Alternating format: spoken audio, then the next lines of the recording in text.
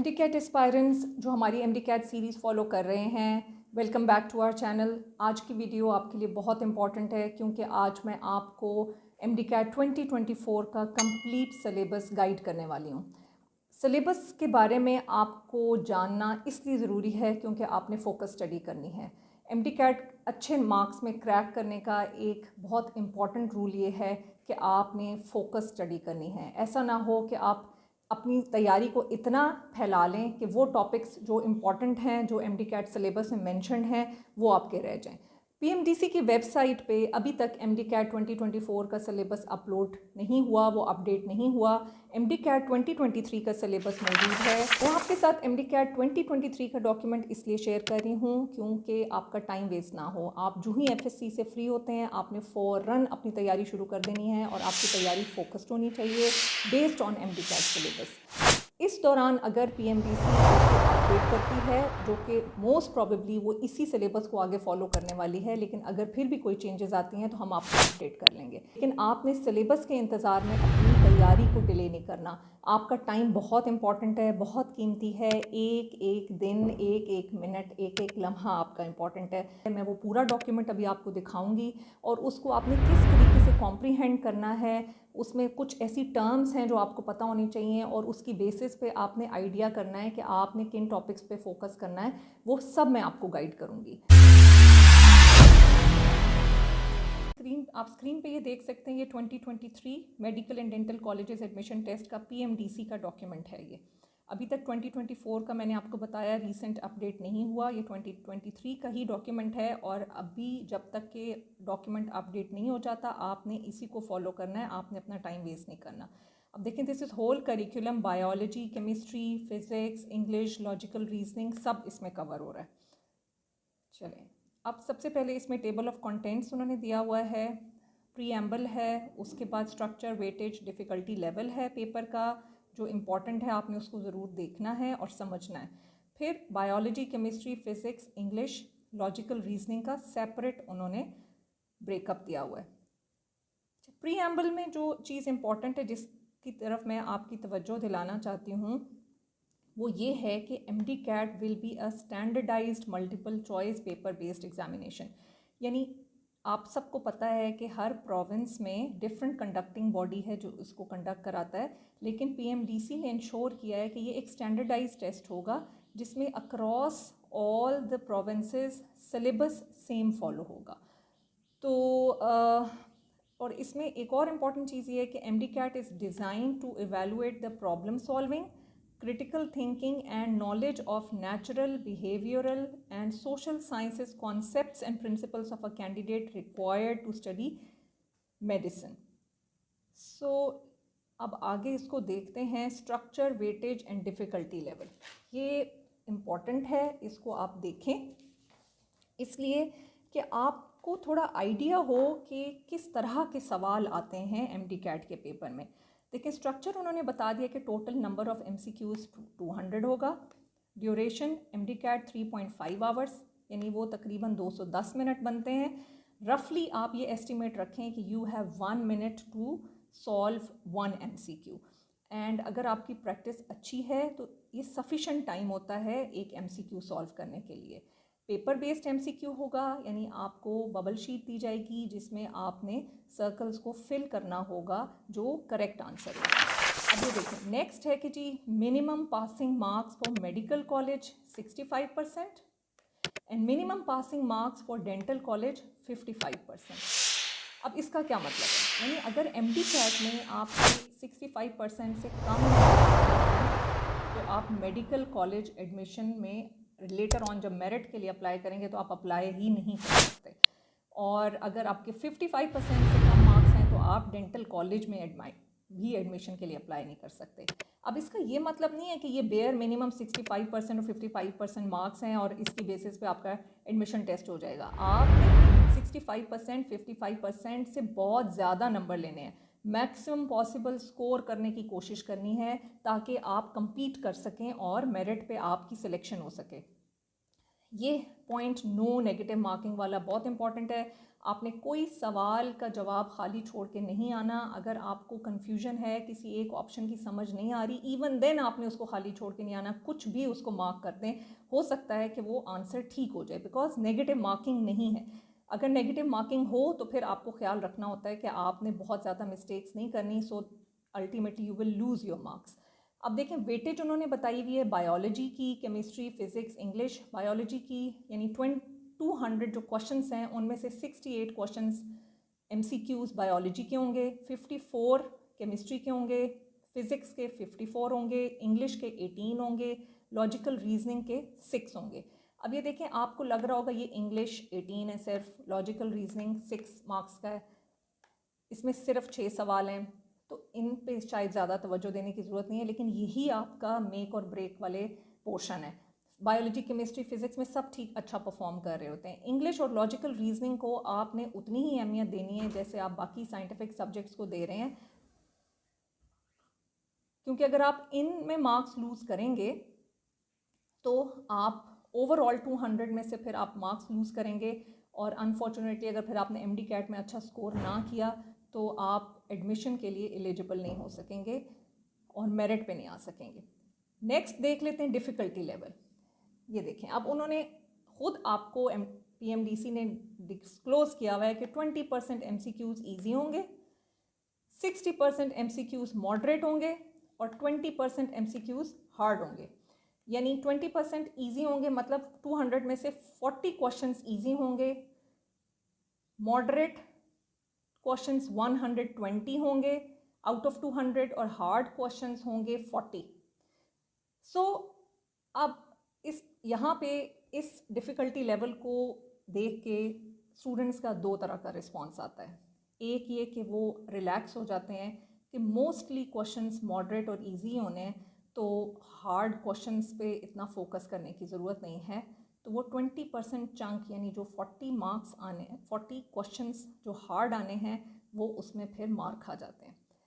दूसरा रिएक्शन ये होता है कि इस हार्ड के 20% फिगर को देख के कुछ बच्चे इतना स्ट्रेस आउट हो जाते हैं कि वो अपना मोस्टली टाइम हार्ड क्वेश्चंस को समझने में, उनको सॉल्व करने में लगा देते हैं और इजी और मॉडरेट को निगलेक्ट कर देते हैं और उनको उतना टाइम नहीं देते हैं। आपने एक बैलेंस्ड अप्रोच रखनी है यहाँ पे, ईजी और मॉडरेट, यानी ऑलमोस्ट 80% आपका पेपर ईजी मॉडरेट अगर आपको आते हैं तो आप कर लेंगे, और हार्ड को जितनी उसकी रिक्वायरमेंट है, जितना टाइम आपको देना चाहिए उतना आपने ज़रूर देना है। लेकिन हार्ड को देख के आपने इतना ओवरवेल्म नहीं हो जाना कि आप इजी और मॉडरेट को फोकस ना करें, क्योंकि उसका 80% चंक है। ठीक है, अब ये नोट देखें नीचे उन्होंने दिया हुआ है, in biology, chemistry and physics section 70% questions will be recall and 30% will be application level. अब ये रिकॉल और एप्लीकेशन लेवल क्या होता है, यानी 70 क्वेश्चंस मतलब 140 questions in biology, chemistry and physics, 70% out of 200 140 questions बनते हैं। 140 क्वेश्चंस जो हैं वो रिकॉल के होंगे।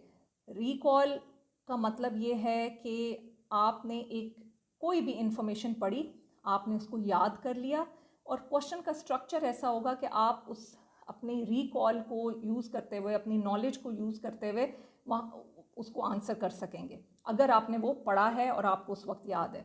30% क्वेश्चंस एप्लीकेशन लेवल के होंगे, यानी उनका डिफ़िकल्टी इंडेक्स कंपैरेटिवली हार्ड होगा, यानी जो आपने नॉलेज पढ़ी है उसको डेली लाइफ सिचुएशन, किसी सिचुएशन पे अप्लाई करने वाले क्वेश्चंस होंगे 30%।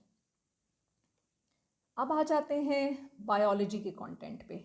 अब आप ये देखें, इन्होंने सारे कंटेंट्स आउटलाइन किए हुए हैं, तकरीबन ये 13 टॉपिक्स हैं जो उन्होंने ये आउटलाइन किए हुए हैं। Biodiversity, bioenergetic, biological molecules, cell structure and function, coordination and control, nervous and chemical coordination, diversity among animals, enzymes, evolution, life process in animals and plants, prokaryotes, reproduction, support and movement, variation and genetics। अब इसका breakup पे आ जाएं। देखें, ये पहला topic था biodiversity, यानी acellular life and life. अब इसके इन्होंने सब टॉपिक्स आइडेंटिफाई किए हुए हैं, classification of viruses, discovery of viruses, structure of viruses, viral diseases like AIDS. अब ये लर्निंग ऑब्जेक्टिव हैं और सब टॉपिक्स यानी इसी के सब टॉपिक्स, इसके लर्निंग ऑब्जेक्टिव का मतलब ये है कि इन सब टॉपिक से रेलेवेंट किस लेवल तक बच्चे को वो चीज़ आनी चाहिए। यानी after studying these sub topics the student will be able to trace the discovery of virus. He should be able to classify viruses on basis of their structure, number of strands, diseases, host, etc. And he should be able to identify symptoms, mode of transmission and cause of viral diseases. Example के तौर पे उन्होंने ads का लिखा हुआ है। अब अगर एक बच्चा सारी वायरल डिजीज़ेस पढ़ लेता है और एड्स को ही छोड़ देता है, जो कि बहुत स्पेसिफिकली यहाँ पे मेंशन्ड है, तो फिर उसने गलत किया ना। मतलब इस डॉक्यूमेंट को डिटेल में आपको बताने का मकसद ये है कि इसमें जो चीज़ें मेंशन्ड हैं वो आपने बिल्कुल भी नहीं छोड़नी है। अब बायोएनर्जेटिक्स के इसी तरह ये सारे सब टॉपिक्स लिस्टेड हैं आपके लिए। मैं यहाँ पे इसको तो ऐसे करके आप इसका स्क्रीनशॉट ले सकते हैं यहाँ से, और इसी तरह उनके लर्निंग ऑब्जेक्टिव्स भी दिए हुए हैं। आप ये देखें, बायोलॉजिकल मॉलिक्यूल्स के भी सब टॉपिक्स लिखे हुए हैं और उसके लर्निंग ऑब्जेक्टिव्स लिखे हुए हैं। इसी तरह सेल स्ट्रक्चर एंड फंक्शन के सब टॉपिक्स और लर्निंग ऑब्जेक्टिव्स। अब ये देखें, अब यहाँ पे कुछ कंपेयर ये आउटलाइन और ये डिस्कस, यानी आफ्टर डूइंग इस जो ये structure of typical animal and plant cell का कंपैरिजन आना चाहिए उस बच्चे को, and prokaryotic cells and eukaryotic cells का कंपैरिजन एंड कंट्रास्ट आना चाहिए। यानी क्वेश्चंस में इसी पॉइंट ऑफ व्यू से क्वेश्चन डिज़ाइन किया जाएगा। अब यहाँ पे structure and function of the following organelles, यहाँ कंपेयर एंड कंट्रास्ट नहीं है। He should be able to outline the structure and function of following organelles like nucleus, endoplasmic reticulum, Golgi apparatus and mitochondria, and discuss fluid mosaic model of cell membrane. अब ये जो terms हैं इन पे आप focus करें तो आपको idea हो जाएगा कि आपने कितना डेप्थ में इस टॉपिक को पढ़ना है। इसी तरह ये आप देख लें, नेक्स्ट टॉपिक आप स्क्रीनशॉट ले लें यहाँ से। अब ये देखें, diversity among animals, the kingdom animalia आ गया है, उसके सब टॉपिक्स, लर्निंग ऑब्जेक्टिव्स,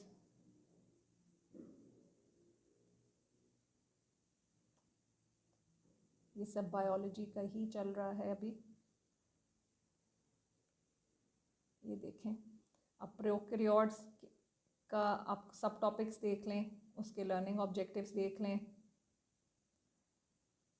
अब ये देखें, रिप्रोडक्शन में ये सब टॉपिक्स लिखे हैं और इसके आप लर्निंग ऑब्जेक्टिव्स लिखें।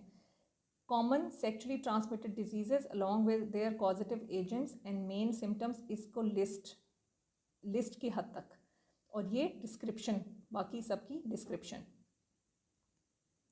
अच्छा, इसमें मैं आपको बिल्कुल ये सजेस्ट नहीं कर रही कि अगर यहाँ ये लिस्ट लिखा हुआ है तो आप उसको लिस्ट की हद तक ही रखें, क्योंकि ऑल्दो उन्होंने डॉक्यूमेंट में ये लेवल बताया हुआ है, लेकिन आपको उससे डिटेल आपने थोड़ी बहुत ज़रूर पढ़ लेनी है। इवन इफ़ अगर लिस्ट भी लिखा हुआ है कि अगर थोड़ा सा वो डेविएट करते भी हैं अपने सिलेबस से तो आपके पास मार्जिन हो, लेकिन आपने स्टडी फोकस्ड ही करनी है। यानी जो टॉपिक्स, जो सब टॉपिक्स इस करिकुलम में मेंशन्ड हैं वो आपने बिल्कुल भी मिस नहीं करने। अगर आपके प्रोविंस जहाँ से आपने एफएससी की है उसकी बुक में वो टॉपिक अगर नहीं है तो आपने दूसरी प्रोविंस की या फेडरल की बुक देख लेनी है। अगर उसमें वो टॉपिक है आपने वहाँ से वो ज़रूर पढ़ लेना है, वो टॉपिक आपका मिस नहीं होना चाहिए। अच्छा, ये देख लें टॉपिक नंबर 13। अब आ जाएं जी केमिस्ट्री पे, सेक्शन नंबर 2 केमिस्ट्री। अब इसकी कंटेंट लिस्ट आप देख लें सारी।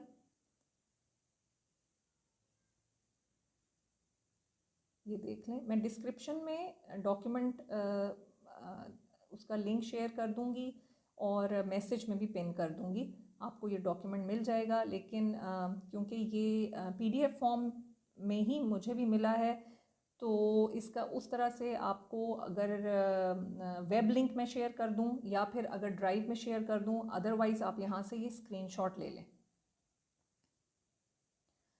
अब ये देखें introduction of fundamental concepts of chemistry, इसके ये देखें सब टॉपिक्स लिखे हुए हैं और फिर ये उसके लर्निंग ऑब्जेक्टिव्स लिखे हुए हैं। कैसे आपने लर्निंग ऑब्जेक्टिव्स को अप्रेज करना है वो मैंने आपको बता दिया। ये देखेंगी gases, liquids, solids, chemical equilibrium,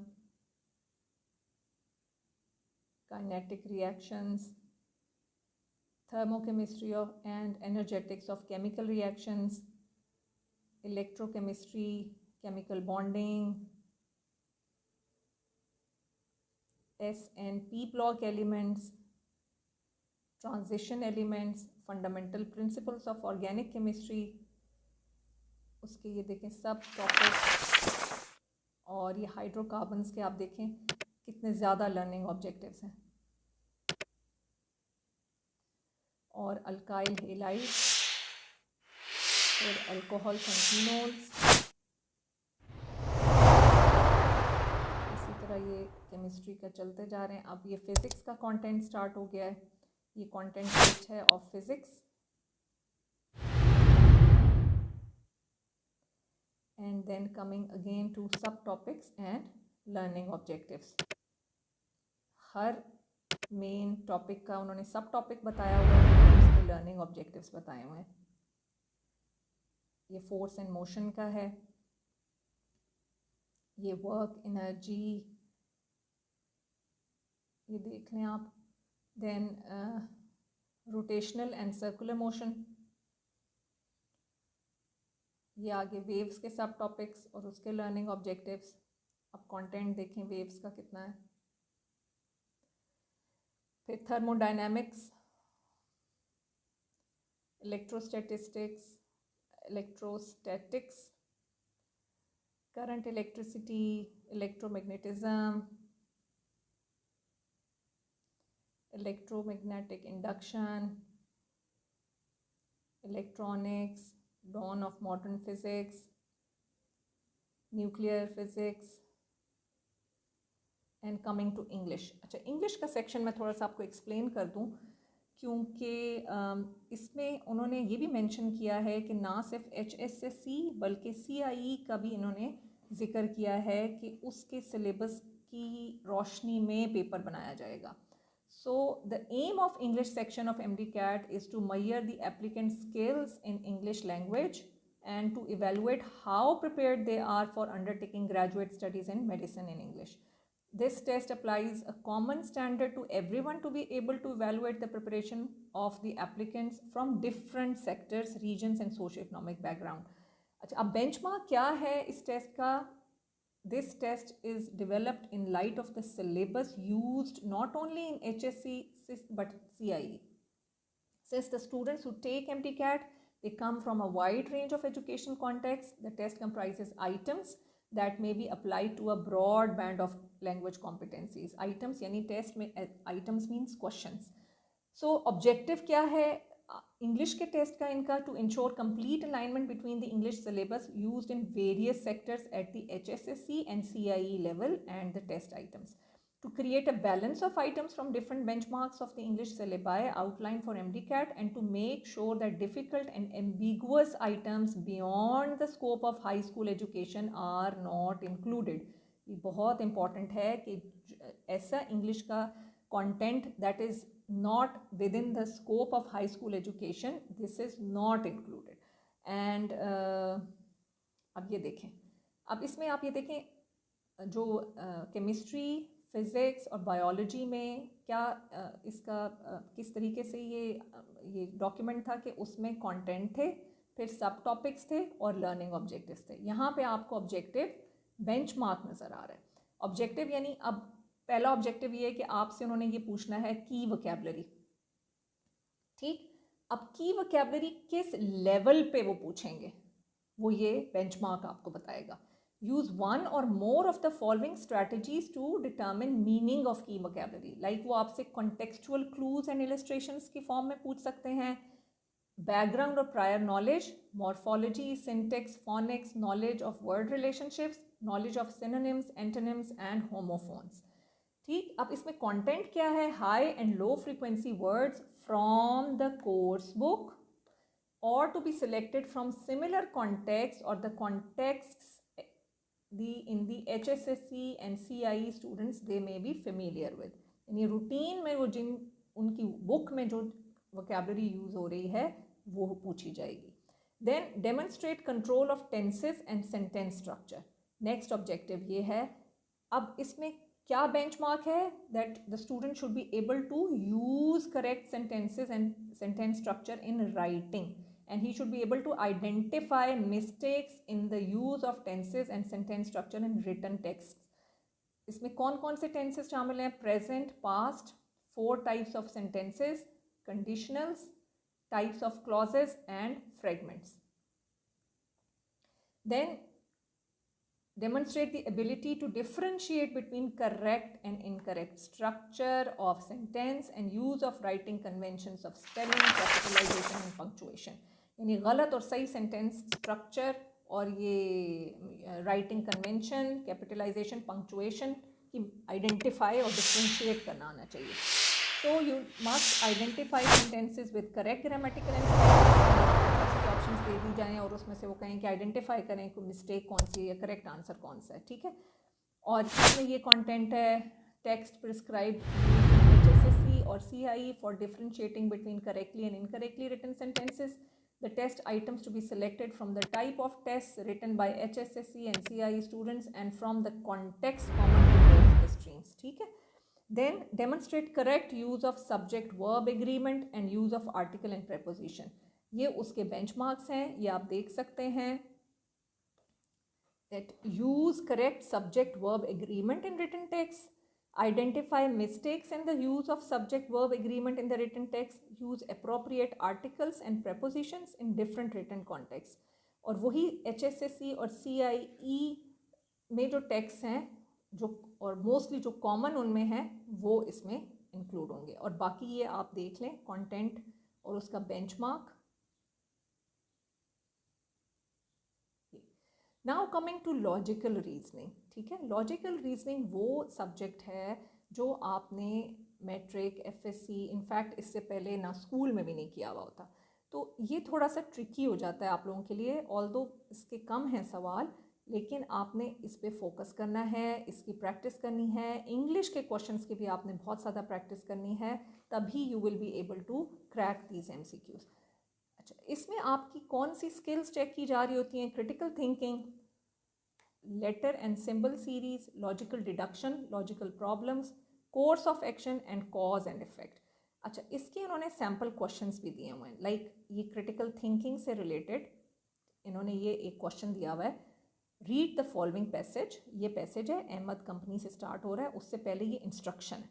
Read the following passage, then decide whether the 3 statements given below are true, probably true, या फिर insufficient data to say true or false, probably false या false. यानी ये पैसेज के साथ ये जो नीचे 3 ये स्टेटमेंट्स दी हुई हैं, इनके आगे हर एक के आगे आपने इनमें से चूज़ करना है कि आया ये ट्रू है, probably ट्रू है, based on the information given in this paragraph. ठीक है. पैराग्राफ मैं आपको पढ़ के सुनाती हूँ. Just an example. Ahmed's company has been successful for the past 5 years. Reported profits have been rising each year with 2018 being the strongest year yet. To celebrate, Ahmed treated his staff to meal at a 5-star restaurant in the city. So Ahmed is rich, Ahmed's staff are happy, Ahmed's company performed well in 2017. बस आपने इनमें से choose करना है कि आया ये true है. ये तीनों स्टेटमेंट्स ट्रू हैं, प्रॉबेबली ट्रू है, इनसफिशिएंट डेटा टू से ट्रू और फॉल्स है, प्रॉबेबली फॉल्स है या फॉल्स है. ये एक एग्जांपल है ऑफ क्रिटिकल थिंकिंग क्वेश्चन के. इस तरह के सवाल आते हैं. इसी तरह लेटर्स एंड सिंबल सीरीज़ जो उन्होंने बताई उसमें इस तरह के क्वेश्चंस आते हैं. Letter and symbol series are a sequential order of letters, numbers और both arranged such a way that each term in the series is obtained according to some specific rules. These rules can be based on mathematical operation, place of letters in alphabetical order, etc. अब जैसे ही आप इसको if you look carefully तो आप इसको देखें और फिर आप बता सकते हैं कि ये यहाँ पे जो क्वेश्चन मार्क वाली जगह पे ये आना चाहिए, ये आना चाहिए, ये आना चाहिए, ये आना चाहिए। ये भी एक सैम्पल क्वेश्चन है to give you an idea कि किस तरह के सवाल आते हैं लॉजिकल रीजनिंग में। अब लॉजिकल डिडक्शन की भी ये एग्जांपल लिखी हुई है, ये आप देख सकते हैं।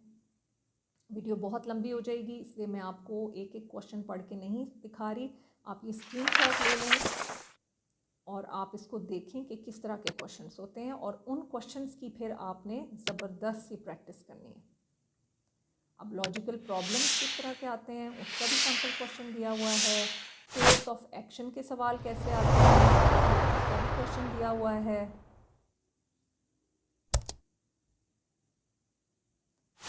कॉज एंड इफेक्ट के क्वेश्चन भी दिए हुए हैं।